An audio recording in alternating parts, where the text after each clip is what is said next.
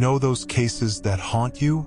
The ones that keep you up at night wondering what really happened? Well, today we're diving into 5 mysteries that seemed impossible to crack. Until they weren't. Buckle up, because these stories are about to blow your mind. So picture this. It's January 2nd, 2000, in North Carolina. 18-year-old Zebb Quinn just wrapped up his shift at Walmart, and he's pumped because he's about to check out a car he wants to buy. His coworker and friend Robert Owens agrees to go with him, and they each drive their own cars. Around 9:15 p.m., security cameras catch them at a gas station grabbing sodas. Everything seems normal, right? But then things get weird. Real weird. After leaving the station, Quinn signals for Owens to pull over. They stop, and Quinn says he got a page and needs to use a payphone. Now, when he comes back from that phone call, he's completely frantic, like visibly shaken. He tells Owens they need to postpone looking at the car, and in his rush to leave, he actually rear-ends Owens' vehicle. Quinn promises to pay for the damage and just drives off. Here's where it gets even stranger.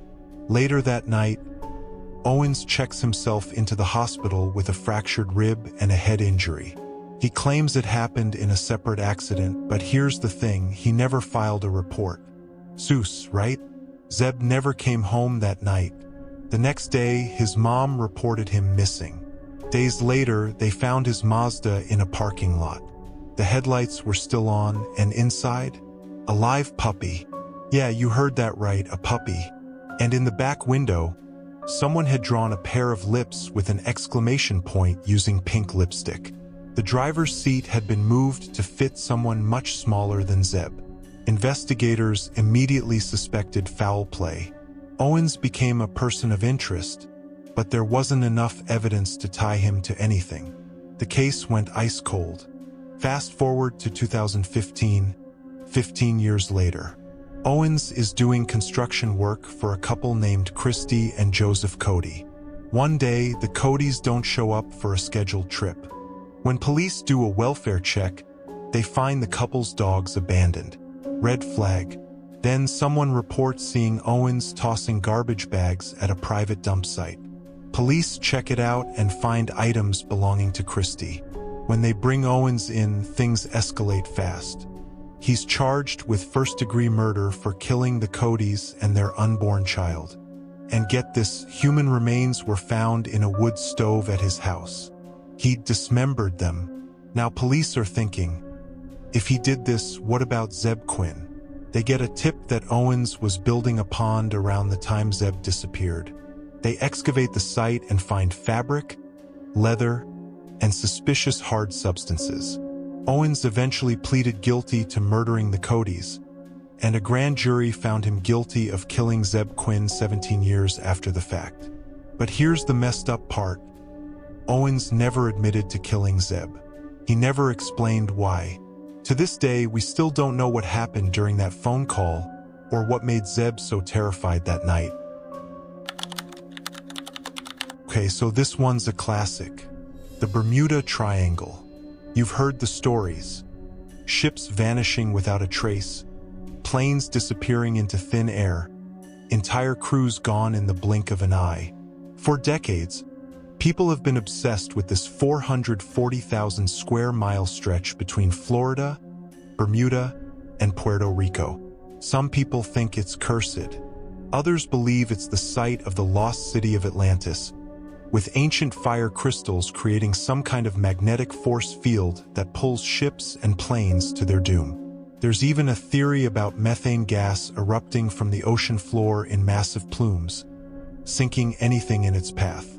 The disappearances are real. During World War I, the USS Cyclops vanished with 309 people on board. Then its 2 sister ships also disappeared in the same area in 1941. In 1945, 5 bomber planes known as Flight 19 went missing. A rescue plane with 13 men was sent to find them. It also vanished. Spooky, right? But here's where it gets interesting. Dr. Carl Kruselnicki from Australia says there's no mystery at all. According to him, the number of disappearances in the Bermuda Triangle is no different than anywhere else in the world. It's just human error and bad weather. He points out that the Flight 19 squadron leader showed up hungover, forgot his watch, and had a history of getting lost. The junior pilots were inexperienced and probably panicked when things went south. They ran out of fuel. Simple as that. And that rescue plane? A nearby tanker actually saw it explode mid-air. Turns out that model was known for vapor leaks around the fuel tank. After it disappeared, the military grounded all planes of that type. Coincidence? Probably not. So basically, the Bermuda Triangle might just be a regular part of the ocean where bad stuff happens sometimes because of weather and mistakes. Not as exciting as Atlantis, but hey, that's the truth. Still, people love a good mystery, so the legend lives on. Alright, this one's straight out of a horror movie. For years, people in Dartmoor, England reported seeing a massive black beast prowling through the forests. This thing was supposedly attacking livestock, and witnesses said it let out a terrifying, human-like scream when it killed. Grainy photos surfaced. Locals started freaking out. The legend of the Beast of Bodmin Moor exploded. Soon, the creature was appearing in parades, festivals, books. It became a whole cultural phenomenon. But here's the twist. The beast might have been real, just not supernatural. In 1997, zoo experts examined paw prints found in the area. Their conclusion? They belonged to a large puma, a real living puma. So how did a puma end up in England? Well, there's a wild story behind that. Back in 1978, a famous circus owner named Mary Chipperfield was transporting 5 large cats to the Dartmoor Zoo. According to rumors, she couldn't stand the thought of her favorite cats being locked up. So when her car supposedly broke down, she accidentally released 3 of them, a breeding pair and another male. When she arrived at the zoo, she only had 2 cats. She told officials the others escaped. And here's the kicker. Back then, it wasn't even illegal to release exotic animals into the wild. That law didn't exist until 1981. Right around that time, residents started reporting sightings of large cats attacking livestock.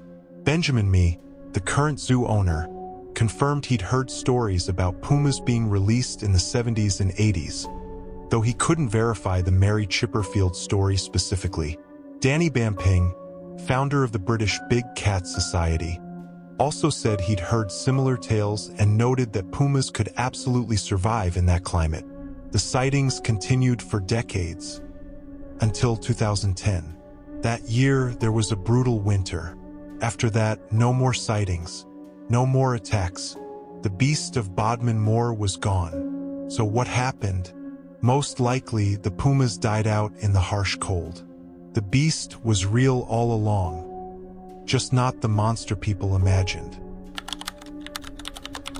December 1989. 18-year-old Sarah DeLeon left her boyfriend Matt Utt's house in Kansas. A few hours later, her bloodied body was found near train tracks. She'd been stabbed multiple times in the back, neck, and chest. Her car was discovered 22 miles away, but investigators found no solid evidence. There was no sign of sexual assault. Everyone described Sarah as a sweetheart. Her mom could only think of one person who might have had a grudge: Caroline Kuhn, Matt's ex-girlfriend. For years, the case went nowhere, but in 2014, investigators reopened it thanks to advances in DNA technology. By 2016, they named Caroline, now 48 years old, as the suspect. Turns out, Caroline had threatened Sarah just days before her death, saying she'd cut off all her hair. She'd clearly never gotten over Matt. By the time police caught up with her, Caroline was married with 2 kids, working as a real estate agent in Missouri. But her dark past was about to catch up with her.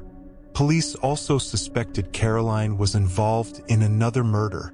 In 1994, a woman named Diane Alt was found dead in her Kansas City home. She'd been watching the Super Bowl with family, then went home to put her kids to bed. Later, she was found shot multiple times. Her 4-year-old son had been locked in a closet. The only thing missing was her husband's handgun, which turned out to be the murder weapon. Diane had been receiving harassing phone calls before her death. She was so scared, she changed her locks and phone number. Why was Caroline a suspect? Because she'd been having an affair with Diane's husband. When he broke it off and went back to his wife, Diane ended up dead just days later.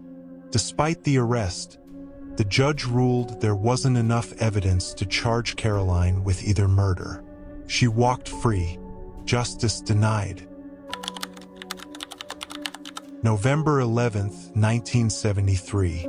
2 young girls, 12-year-old Valerie Lane and 13-year-old Doris Dewberry, left their homes in Alhambra, California to go shopping at a nearby mall. They were seen throughout the early evening, but when they didn't come home that night, their mothers called the police. The next day, their bodies were found on a dirt road near Camp Far West Lake. Both girls had been raped. Both had been shot multiple times at close range. The investigation was massive. Over 60 suspects were interviewed, but nothing stuck. Eventually, the case went cold and was nearly forgotten. Fast forward to 2014, 41 years later. An investigator with some free time started going through old case files. He found a semen sample that had been taken from Doris's body and preserved all those years. He sent it for DNA testing. 7 months later, the results came back. The DNA matched 2 cousins, William Harbour and Larry Patterson. Both men had criminal records. Patterson had raped 2 other women in 1976 and failed to register as a sex offender in 2006. Harbour had multiple drug felony charges. Their DNA was in the system. Here's what makes this even more chilling. In 1973, both men were 22 years old. They knew the girls' families. They were familiar faces in the community, but they were never even investigated. Patterson was arrested in Oklahoma. Harbour was arrested just hours after the DNA results came in, and he still lived in the same neighborhood, just doors away from one of the victims' families. Because of the laws in 1973, they couldn't face the death penalty. But in 2017, both men were sentenced to life in prison without parole. After 44 years, justice was finally served. So there you have it, 5 mysteries that seemed unsolvable until they weren't. Sometimes it takes decades. Sometimes it takes new technology. And sometimes it just takes one person willing to dig through old files and refuse to give up. Time really does tell. And justice? It might be slow, but it can still arrive. If you enjoyed this video, don't forget to hit that subscribe button. We've got more mind-blowing mysteries coming your way every week. Thanks for watching, and we'll catch you in the next one.